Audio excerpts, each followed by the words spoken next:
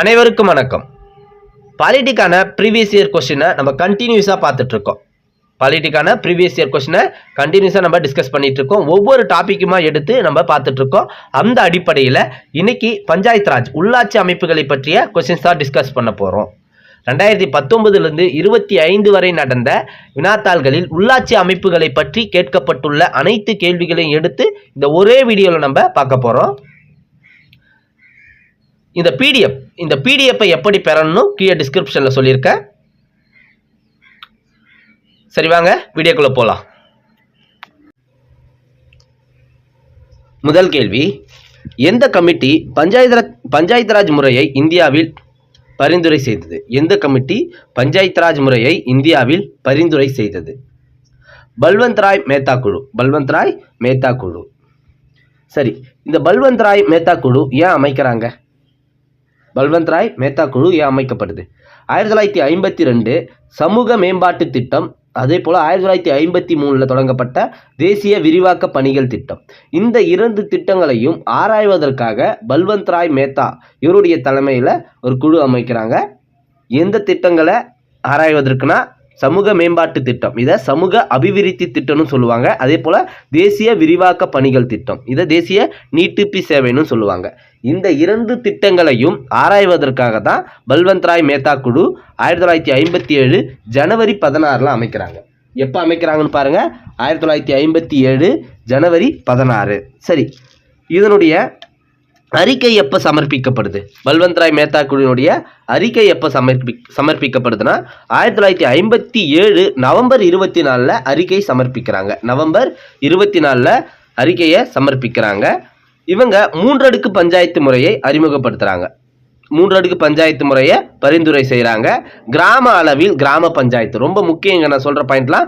கிராம அளவில் கிராம பஞ்சாயத்து, வட்டார அளவில் பஞ்சாயத்து சமிதி, மாவட்ட அளவில் ஜில்லா பரிஷத், இந்த 3 அடுக்குமுறையை பரிந்துரை செய்கிறாங்க. கிராம அளவில் கிராம பஞ்சாயத்து, வட்டார அளவில் பஞ்சாயத்து சமிதி, மாவட்ட அளவில் ஜில்லா பரிஷத். இதில் கிராம பஞ்சாயத்து மட்டும்தான் நேரடி தேர்தல் முறையை பரிந்துரைக்கிறாங்க. கிராம பஞ்சாயத்துக்கு மட்டும்தான் நேரடி தேர்தல் முறையை பரிந்துரைக்கிறாங்க. பஞ்சாயத்து சமிதிக்கும் ஜில்லா பரிஷத்துக்கும் மறைமுக தேர்தலை பரிந்துரை செய்கிறாங்க. ஓகேங்களா? இந்த பாயிண்ட்லாம் நோட் பண்ணிங்க, ரொம்ப முக்கியம். அதே போல் முதல் பஞ்சாயத்து ராஜ் அமைப்பு எந்த மாநிலத்தில் அமைக்கிறாங்க? முதல் பஞ்சாயத்து ராஜ் அமைப்பு எந்த மாநிலத்தில் முதல்ல தொடங்குறாங்கன்னா ராஜஸ்தானில் நகபூர் என்ற இடத்துல தான் முதல் பஞ்சாயத்து ராஜ் அமைப்பு உருவாக்கப்படுது. எந்த ஆண்டுனா 1959 அக்டோபர் 2. ரொம்ப முக்கியம். 1959 அக்டோபர் 2 ராஜஸ்தானில் நகபூர் என்ற இடத்துல தான் முதல் பஞ்சாயத்து ராஜ் அமைப்பு தொடங்கப்படுது. சரி, இரண்டாவதாக எங்கே தொடங்குறாங்கன்னா ஆந்திர பிரதேசத்தில் இரண்டாவதாக தொடங்குறாங்க. சரிங்களா? இந்த எக்ஸ்ட்ரா பாயிண்ட் எல்லாத்தையுமே நோட் பண்ணிக்கோங்க. அடுத்த கேள்வி, இந்தியாவின் முதல் மாநகராட்சி சென்னை. பாருங்க, இந்தியாவின் முதல் மாநகராட்சி எது? சென்னை. எந்த ஆண்டில் தொடங்கப்பட்டது? எந்த ஆண்டில் தொடங்கப்பட்டதுன்னா 1688 தான் தொடங்குறாங்க. ரொம்ப முக்கியம். இந்தியாவின் முதல் மாநகராட்சி சென்னை தான் 1688 தொடங்கியிருக்காங்க. சென்னை மாநகராட்சி இருக்குல்ல, அந்த கட்டிடத்தோட பெயர் என்ன? அந்த கட்டிடத்தோட பெயர் ரிப்பன் கட்டிடம் சொல்லுவாங்க. ரிப்பன் மாளிகை. என்னது? ரிப்பன் கட்டிடம். தற்பொழுது தமிழ்நாட்டில் எத்தனை மாநகராட்சி இருக்கு? 25 மாநகராட்சி இருக்கு. 25 மாநகராட்சிகள் தற்பொழுது தமிழ்நாட்டில் இருக்கு. சரி, மாநகராட்சி உருவாகுவதற்கு எத்தனை மக்கள் தொகை வேண்டும்? அந்த பகுதியில் எத்தனை மக்கள் தொகை இருந்தால் அது மாநகராட்சியா அங்கீகரிப்பாங்கன்னா 10 லட்சம், குறைந்தது 10 லட்சம் மக்கள் தொகை இருக்கணும். குறைந்தது 10 லட்சம் மக்கள் தொகை இருந்தால் மாநகராட்சியா அங்கீகாரம் செய்வாங்க. மாநகராட்சியின் தலைவர் யாருன்னு கேட்பாங்க. மாநகராட்சியினுடைய தலைவர் மேயர். தற்பொழுது தமிழ்நாட்டில் 25 மாநகராட்சிகள் இருக்குங்க. 25 மாநகராட்சிகள். அந்த லிஸ்ட் இருந்தால் கமெண்ட்ல சொல்லுங்க, இல்லை நானும் உங்களுக்கு சொல்றேன். அடுத்த கேள்வி, பஞ்சாயத்து ராஜ் பற்றிய சரியான வாக்கியங்களுள் தேர்வு செய்க. பஞ்சாயத்து ராஜ் பற்றிய சரியான வாக்கியங்களுள் தேர்வு செய்க. 1. எல்எம் சிங்வி குழு பஞ்சாயத்துகளுக்கு அரசமைப்பு அங்கீகாரம் வழங்க பரிந்துரைத்தது. ஆமா, எல்எம் சிங்வி குழு தான் பஞ்சாயத்து ராஜ் அரசமைப்பு அங்கீகாரம் வழங்க வேண்டும் சொல்லிச்சு. அதுக்கு முன்ன விருப்ப உரிமையை தான் இருந்து, விருப்பப்பட்ட மாநிலங்கள் பஞ்சாயத்து ராஜை அமைத்துக் கொள்ளலாம், ஆனா கட்டாயம் இல்லைன்னு இருந்து. ஆனா எல்வி சிங்கி குழு தான் அரசமைப்பு அங்கீகாரம் வேண்டும், அப்பதான் அனைத்து மாநிலங்களும் பஞ்சாயத்து ராஜ் அமைப்பை ஏற்றுக்கொள்ளும் சொல்லிட்டு இந்த குழு தான் பரிந்துரை செய்து அதற்கு பிறகுதான் சட்ட திருத்தங்கள் கொண்டு வரப்படும். எல்எம் சிங்வி குழு தான் பஞ்சாயத்துகளுக்கு அரசமைப்பு அங்கீகாரம் வழங்க பரிந்துரை செய்தது. எஸ், நான் இதை சொல்றேன், டீட்டெயிலாக உங்களுக்கு சொல்றேன் இந்த பாயிண்ட்டை. அடுத்து உறுப்பு 243B கிராம சபைகள் பற்றியது. இது சரியான தப்பு. 3 பாருங்க, பஞ்சாயத்து ராஜ் அமைப்புகளை ஏற்படுத்திய 2வது மாநிலம் ஆந்திர பிரதேசம். எஸ், இப்பதான் சொன்னேன், முதல் மாநிலம் ராஜஸ்தான் நகபூர்ல ஏற்படுத்துறாங்க, 2வது மாநிலம் வந்து ஆந்திர பிரதேசம். அடுத்து பாருங்க 4வது, ஒவ்வொரு மாநிலமும் பஞ்சாயத்து ராஜுகளுக்கென்று தனியாக அமைச்சரவை கொண்டிருக்க வேண்டும் என அசோக் மேத்தா குழு பரிந்துரை செய்தது. எஸ், இதுவும் சரி, ஒவ்வொரு மாநிலமும் பஞ்சாயத்து ராஜுகளுக்கென்று தனியாக அமைச்சரவை கொண்டிருக்க வேண்டும் என பரிந்துரை செய்த குழு அசோக் மேத்தா குழு. அப்போ 1, 3, 4 சரி, 2 மட்டும் தப்பு. 2ல என்ன தப்பு? 243B வந்து கிராம சபைகள் பற்றியதுன்னு சொல்லியிருக்கல, அது தப்பு. கிராம சபை இல்ல, பஞ்சாயத்தின் அமைப்பை பற்றியது. பஞ்சாயத்தின் அமைப்பை பற்றி விளக்குவது தான் 243B. சரி, ஊராட்சி அமைப்புகளை பற்றிய சட்ட பிரிவுகள் எதுவரை இருக்கு? ஊராட்சி அமைப்புகள் பற்றிய சட்டப்பிரிவுகள், சட்டப்பிரிவு 243 இருந்து 243O வரை. ஓகேங்களா, ABCDயில் வர இந்த O வரை 243 இருந்து 243O வரை ஊராட்சி அமைப்புகளை பற்றி சொல்லுது, அதான் பஞ்சாயத்து ராஜ் பற்றி சொல்லுது. இதுல 243A என்ன சொல்லுது? 243O வரை இருக்கு, அதுல 243A என்ன சொல்லுதுன்னா கிராம சபை பற்றி கூறுது. கிராம சபை பற்றி 243A சொல்லுது. 243B பஞ்சாயத்தின் அமைப்பு பற்றி சொல்லுது, இங்கதான் சொல்லியிருக்காங்க. ஓகேங்களா, அப்ப 243B என்ன சொல்லுதுன்னா பஞ்சாயத்தின் அமைப்பை பற்றி சொல்லுது. கிராம சபை பற்றி சொல்ற சட்டப்பிரிவு எதுனா 243A. இப்போ 243C என்ன சொல்லுது? C என்பது பஞ்சாயத்து அமைப்புகளின் உறுப்பினர்கள் பற்றி கூறுது, பஞ்சாயத்து அமைப்பின் உறுப்பினர்களை பற்றி சொல்லுது. டி என்பது இடஒதுக்கீடை பற்றி சொல்லுது, பஞ்சாயத்து அமைப்புகளின் இடஒதுக்கீடை பற்றி டி சொல்லுது, 243D சொல்லுது. இ என்பது பதவி காலத்தை பற்றி சொல்லுது, பஞ்சாயத்து அமைப்புகளின் பதவி காலத்தை பற்றி இ சொல்லுது. எஃப் என்பது உறுப்பினர்களின் தகுதி இழப்பு பற்றி 243F கூறுகிறது, தகுதி இழப்பு பற்றி. ஜி என்பது அதிகாரம் மற்றும் பொறுப்புகள் பற்றி சொல்லுது, பஞ்சாயத்து அமைப்புகளின் அதிகாரம் மற்றும் பொறுப்புகளை பற்றி ஜி சொல்லுது.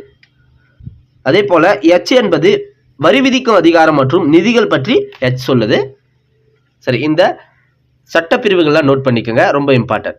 இதுல வந்து 1, 3, 4 சரி, 2 தப்புன்னு சொன்னோம். ஓகேங்களா, அடுத்த கேள்வி, அரசமைப்பு சட்டத்தின்படி 3 அடுக்குகளை கொண்ட பஞ்சாயத்து ராஜ் அமைப்பினை பொறுத்துக. 3 அடுக்குகளை கொண்ட பஞ்சாயத்து ராஜ் அமைப்பினை பொறுத்துக.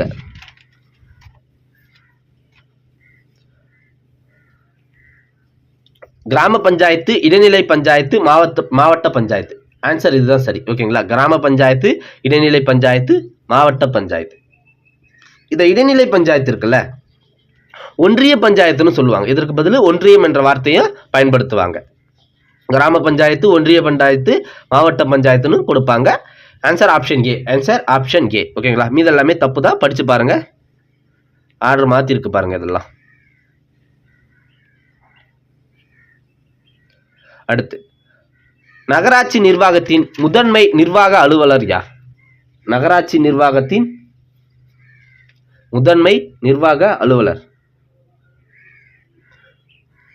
தலைவர் யாருன்னா மேயர். ஓகேங்களா, தலைவர் யாருன்னா மேயர், மாநகராட்சியின் தலைவர் மேயர். ஆனா நிர்வாக அலுவலர் என்பவர் மாவட்ட ஆட்சியர். யாரு? சாரி, நகராட்சி ஆணையர், அதனுடைய அதிகாரி தான் அது. நகராட்சி நிர்வாகத்தின் முதன்மை நிர்வாக அலுவலர் நகராட்சி ஆணையர். நகராட்சி ஆணையர். சரி, நகராட்சி அமைக்க எத்தனை மக்கள் தொகை வேண்டும்? நகராட்சியாக அங்கீகரிக்க எத்தனை மக்கள் தொகை? 1 லட்சத்திற்கு அதிகமான மக்கள் வசிக்கும் பகுதியை தான் நகராட்சியாக அங்கீகாரம் செய்வாங்க. 1,00,000க்கும் அதிகமான மக்கள் வசிக்கும் பகுதி. மாநகராட்சியினுடைய தலைவர் தாங்க மேயர். மாற்றி சொல்லிட்டேன்னு நினைக்கிறேன். மாநகராட்சியின் தலைவர் தான் மேயர். ஓகேங்களா. நகராட்சியினுடைய முதன்மை நிர்வாக அலுவலர் ஆணையர். நகராட்சி ஒரு பகுதியை நகராட்சியாக மாற்றணும்னா அதனுடைய மக்கள் தொகை எவ்வளோ இருக்கணும்? 1,00,000ற்கு அதிகமான மக்கள் தொகை இருக்க வேண்டும். தற்பொழுது தமிழ்நாட்டில் எத்தனை நகராட்சிகள் இருக்கு? தற்பொழுது தமிழ்நாட்டில் எத்தனை நகராட்சிகள் இருக்குன்னா 148 நகராட்சிகள் தற்பொழுது தமிழ்நாட்டில் இருக்கு. 148 நகராட்சிகள் இருக்கு. ஓகேங்களா. எக்ஸ்ட்ரா பாயிண்ட் எல்லாமே நோட் பண்ணுங்க. அடுத்த கேள்வி, மாவட்ட திறன் கமிட்டியை தலைமை தாங்குவது. மாவட்ட திறன் கமிட்டியை தலைமை தாங்குவது மாவட்ட ஆட்சியர். யார்? மாவட்ட ஆட்சியர்.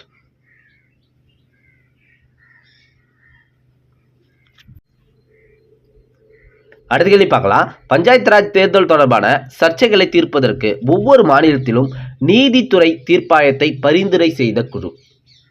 நீதித்துறை தீர்ப்பாயத்தை பரிந்துரை செய்த குழு எல்எம் சிங்வி குழு. எல்எம் சிங்வி குழு தான் ஒவ்வொரு மாநிலத்திலும் நீதித்துறை தீர்ப்பாயத்தை பரிந்துரை செய்து தேர்தல் தொடர்பான சர்ச்சைகளை தீர்ப்பதற்கு தான் இந்த குழு பரிந்துரை செய்து நீதித்துறை தீர்ப்பாயத்தை.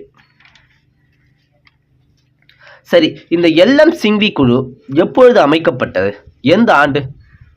1986 அமைக்கிறாங்க. 1986 அமைக்கிறாங்க. சரி, அப்போதைய பிரதமர் யார்? அப்போதைய பிரதமர் எந்த ஆட்சியில் அமைக்கப்படுது? ராஜீவ்காந்தி அரசாங்கத்தில் தான் எல்எம் சிங்வி குழு அமைக்கப்படுது 1986.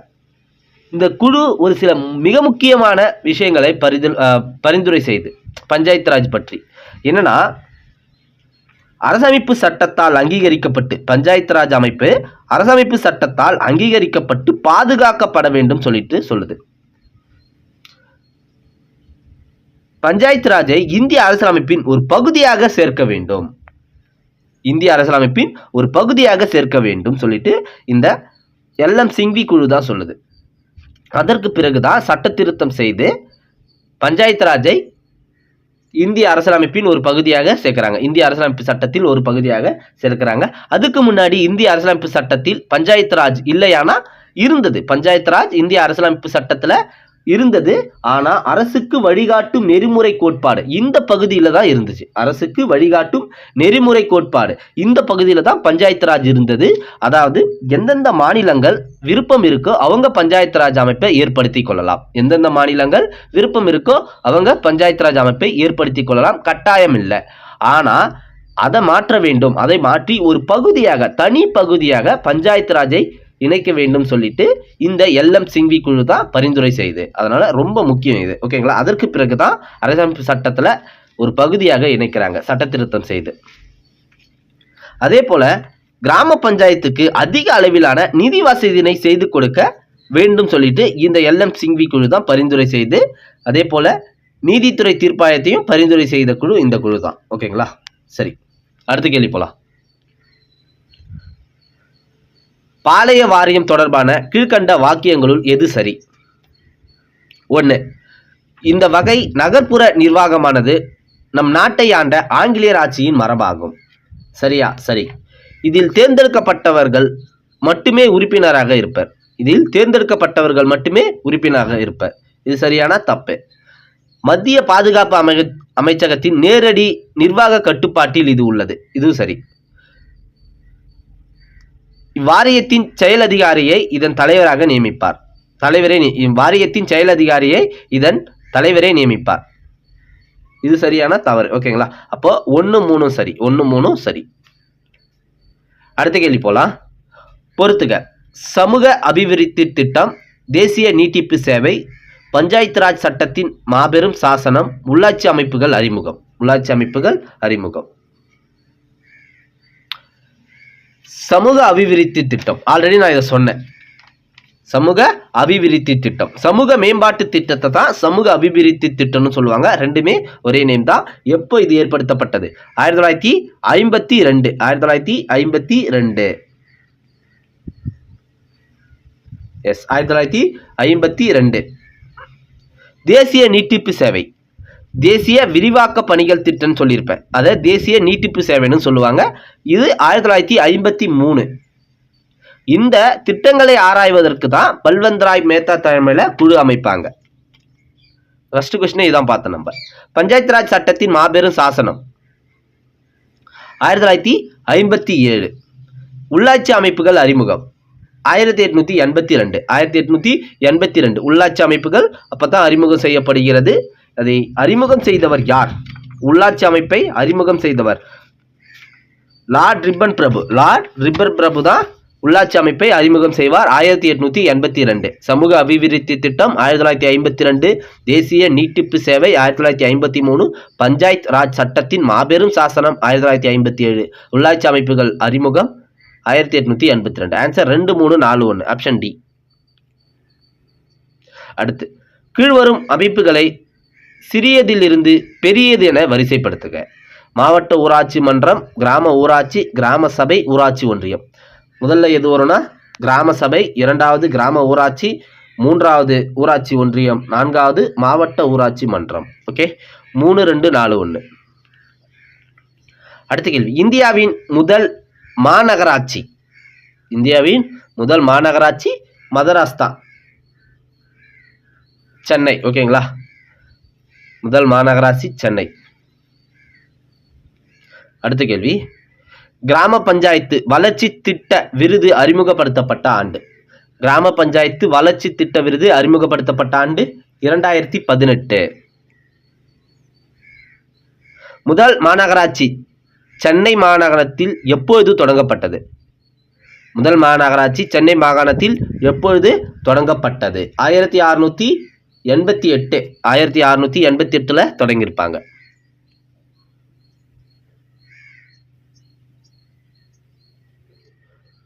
அடுத்து பாருங்க, இந்தியாவில் பஞ்சாயத்து ராஜ் முறையை கொண்டு வந்ததின் முக்கியமான நோக்கம் என்ன? ரொம்ப முக்கியங்க. இந்தியாவில் பஞ்சாயத்து ராஜ் முறையை கொண்டு வந்ததின் முக்கிய நோக்கம் என்ன? அரசியல் குற்றவாளிகளை தடுப்பதற்கா? கிராமப்புற வளர்ச்சிக்கா? அரசியல் அதிகாரத்தை பரவலாக்க செய்யவா? அரசியல் செலவை குறைக்கவா?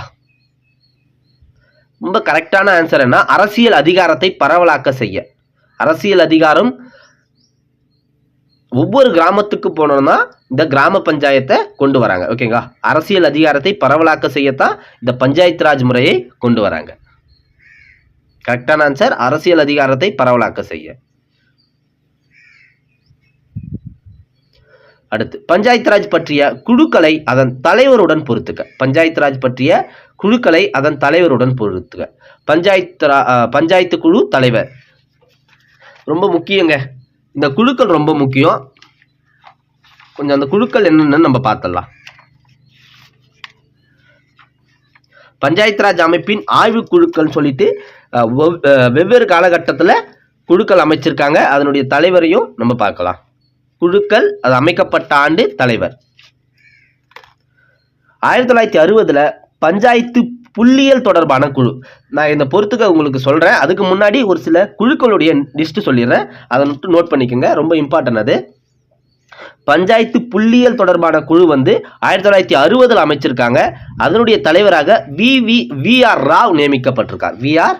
ராவ் நியமிக்கப்பட்டிருக்கார் 1960 பஞ்சாயத்து புள்ளியியல் தொடர்பான குழு. பஞ்சாயத்து மற்றும் கூட்டுறவு நிறுவனத்தின் செயற்குழு 1961 அமைச்சிருக்காங்க. எஸ்.டி. மிஸ்ரா அதனுடைய தலைவர் எஸ்.டி. மிஸ்ரா நியமிக்கப்பட்டிருக்கார். பஞ்சாயத்து ராஜ் நிர்வாகத்தின் மீதான ஆய்வுக்குழு ரொம்ப முக்கியம்.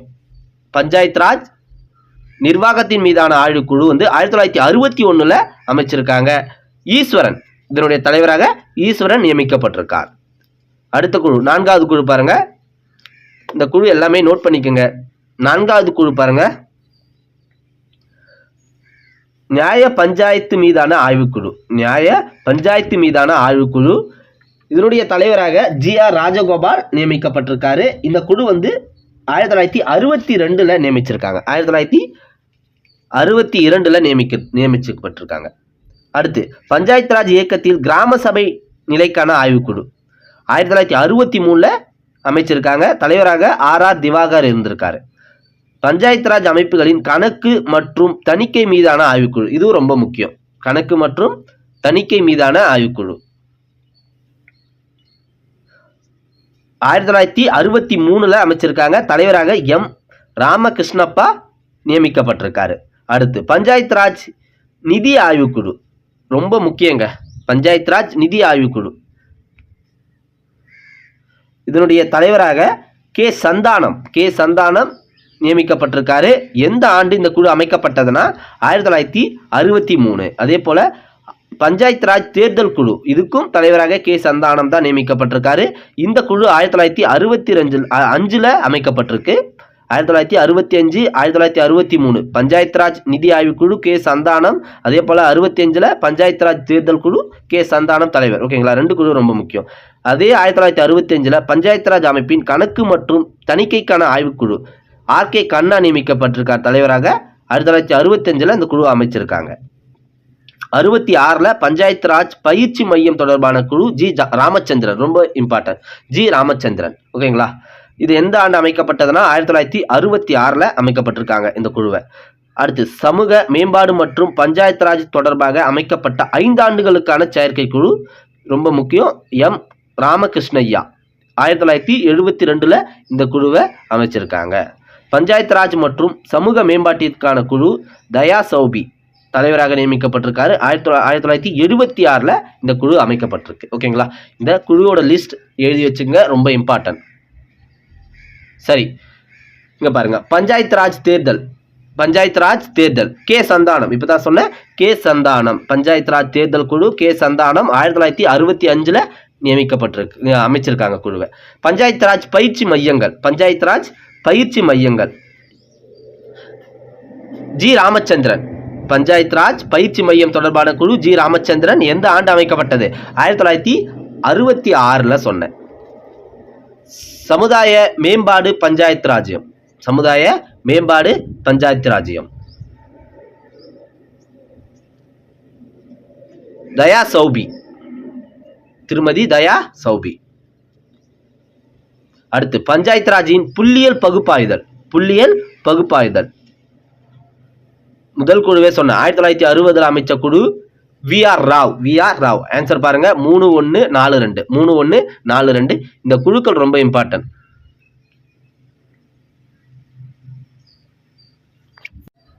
அடுத்த கேள்வி பாருங்க, உள்ளாட்சித்துறை அரசாங்கத்தில் தேர்தல் கட்டாயம் என்று கூறிய சட்ட திருத்தம். 73வது சட்ட திருத்தம்.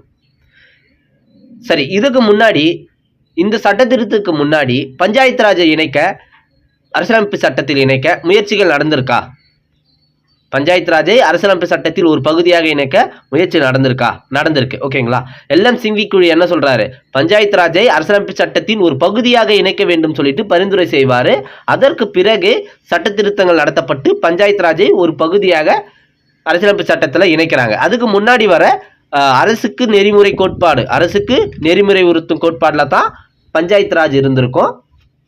அதை ஒரு தனி பகுதியாக நம்ம சேர்க்க வேண்டும் சொல்லிட்டு எல்எம் சிங்வி குழு பரிந்துரை செய்யும். அதன் அடிப்படையில் 1989 ராஜீவ்காந்தி என்ன பண்ணுவார்னா 64வது சட்ட திருத்தத்தின் மூலம் ஒரு மசோதாவை அறிமுகம் பண்றாரு.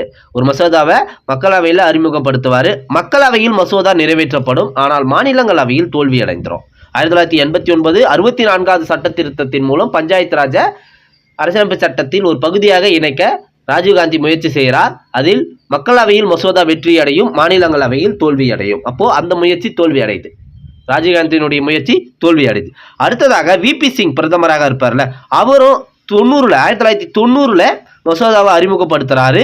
ஆனா அவருடைய அரசு கலைக்கப்படுது. அதனால இந்த முயற்சியும் தோல்வி அடையுது, விபி சிங் முயற்சியும் தோல்வி அடையுது. அப்ப கடைசியா எந்த பிரதமர் தான் அரசியலமைப்பு சட்டத்தின் ஒரு பகுதியாக இணைக்கிறார்னா பி வி நரசிம்மராவ். இவர் தான் 1991 73வது சட்ட திருத்தத்தின் மூலம் மசோதாவை கொண்டு வராரு. 1992 மசோதா நிறைவேற்றப்படுது. ஓகேங்களா, 73வது சட்ட திருத்தத்தின் மூலம் கொண்டு வரப்படுது. 1992 மசோதா நிறைவேற்றப்படுது. மக்களவையிலையும் மாநிலங்களவையிலையும் மசோதா நிறைவேற்றப்படுது, சட்டமாக மாறுது. ஓகேங்களா, 73வது மற்றும் 74வது சட்ட திருத்தனை நடைமுறைப்படுத்தியவர் விபி நரசிம்மராவ். இவர் தான் பஞ்சாயத்து ராஜை அரசமைப்பு சட்டத்தின் ஒரு பகுதியாக இணைக்கிறார். பாருங்க, எப்போ இந்த மசோதாவை கொண்டு வரார்? 1991. ஓகேங்களா? 91ல் 73வது சட்ட திருத்தத்தின் மூலம் மசோதா அறிமுகப்படுத்தப்படுது. 1992ல் மசோதா நிறைவேற்றப்படுது. மக்களவையிலும் மாநிலங்களவையிலும் மசோதா நிறைவேற்றப்படுது. அதன் மூலம் 73வது மற்றும் 74வது சட்ட திருத்தம் அமல்படுத்தப்படுது. பகுதி 9ல் சேர்ப்பாங்க. எந்த பகுதியில் பஞ்சாயத்து ராஜ் இணைக்கப்படுதுன்னா பகுதி 9ல் இணைக்கப்படுது. ஓகேங்களா? இப்படித்தான் 73வது சட்ட திருத்தம் கொண்டு வரப்படுது.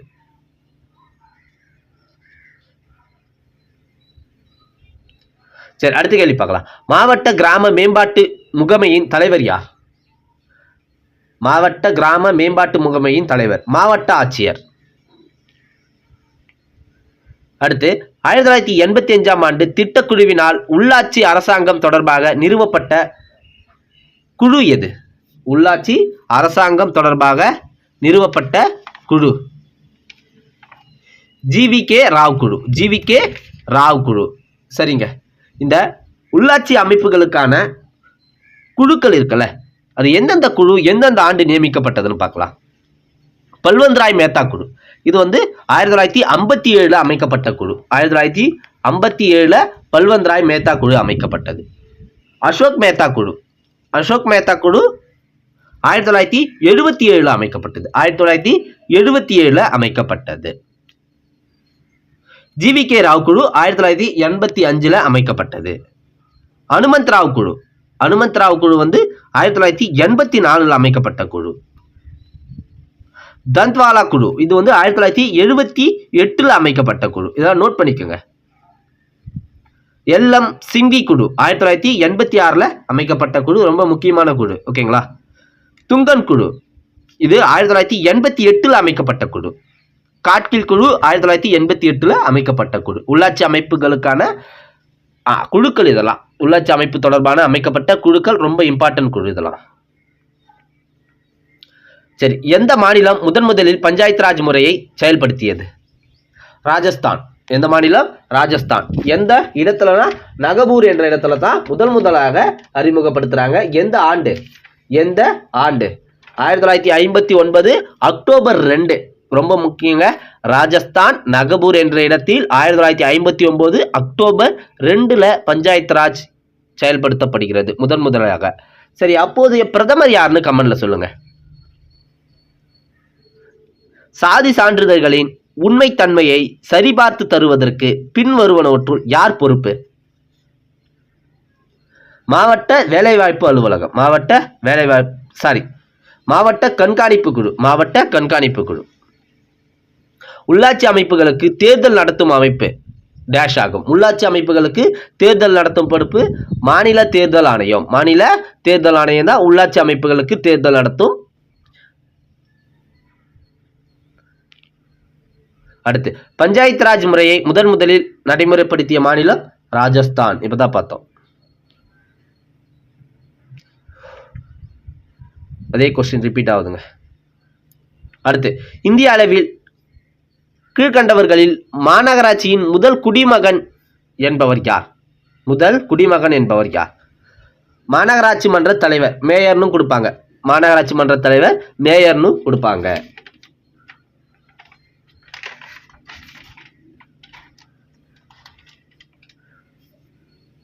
சரி, ஒரு மாநகராட்சி அமைக்க எத்தனை மக்கள் தொகை இருக்க வேண்டும் சொன்னேன்? குறைந்தது 10 லட்சம் மக்கள் தொகை இருக்க வேண்டும். மாநகராட்சியின் கட்டிடம், சென்னை மாநகராட்சியின் கட்டிடத்துடைய பெயர் என்ன சொன்ன? கமெண்ட்ல சொல்லுங்க. அடுத்து, ராஜஸ்தானில் பஞ்சாயத்து ராஜ் நிறுவிய முதல் மாவட்டம் நகவூர்.